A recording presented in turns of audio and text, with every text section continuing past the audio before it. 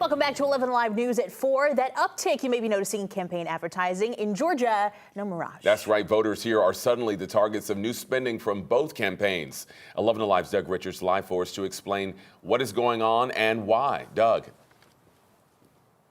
Yes, your friendly neighborhood TV station and others across the city have gotten bundles of new voluminous presidential campaign advertising over the last few days, which voters are expected to enjoy or endure over the next 12 weeks.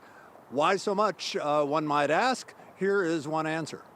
Because if we lose Georgia, we lose the whole thing and our country goes to hell. That was Donald Trump in Atlanta earlier this month. And Trump's campaign put a pile of money into Georgia a few days later to try to avert that outcome. Friday, the Trump campaign reserved $37.2 million in new TV ads in 7 states. Almost $24 million of it is in Georgia, more than the spending in the 6 other battleground states combined, which doesn't surprise Republican strategist Brian Robinson. So you're going to see massive levels of spending here. And right now, it looks like we may be on a pace to be at record-breaking spending levels in Georgia. She grew up in a middle-class home.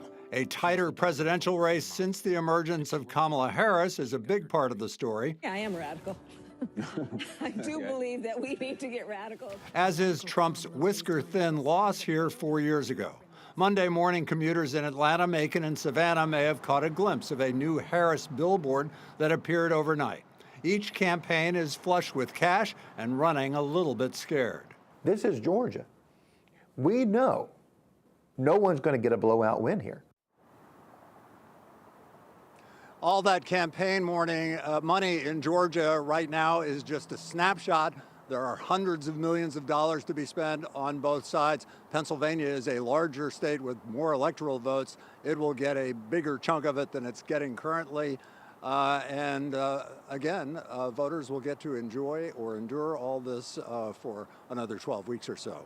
We are live in Midtown tonight. Back to you. Doug, thank you so much. Well, we are just one week away from the Democratic National Convention.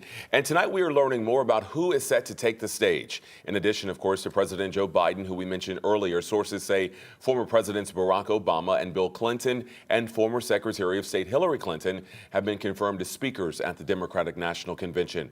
A source familiar says that former President Jimmy Carter's grandson, Jason Carter, is also confirmed to be speaking as a representative for his grandfather. The convention kicks off August 19th at the United Center in Chicago. And a reminder, the Georgia vote is back after being on hiatus during the Olympics. Our Faith Jesse and Zach Merchant will have much more on Georgia politics, as well as hearing from the voice of the voter. You can watch the Georgia vote this Sunday morning at 11 a.m., following Meet the Press, here on 11 Alive. You can also watch the show on the 11 Alive Plus streaming app.